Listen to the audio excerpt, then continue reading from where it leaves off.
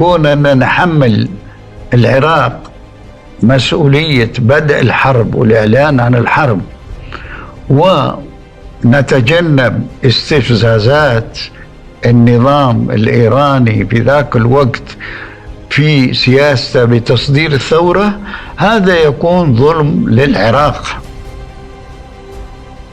يعني ما نستطيع أن نحمل العراق هو اللي قام بهذه الثورة.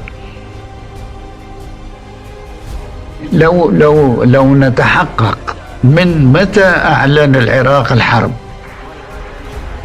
ومتى بدأت المناوشات تاريخيا، ستجد أن الحرب ما بدأت بقرار من العراق.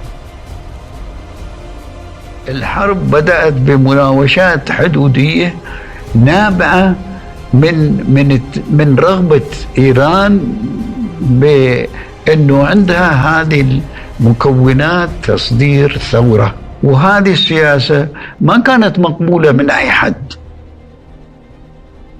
جاوبنا، ما ظل مسعى سلمي إذا ما جاوبنا وياه، ما ظلت وساطة إذا ما قلنا نعم، ما ظل مقترح يحافظ على سيادتنا وعلى سيادتهم وعلى كرامتنا وكرامتهم وعلى أمننا وأمنهم وعلى حقوقنا وحقوقهم إلا وقلنا نعم.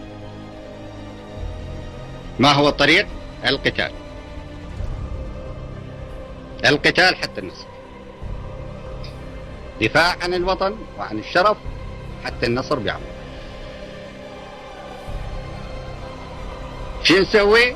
نقاتل.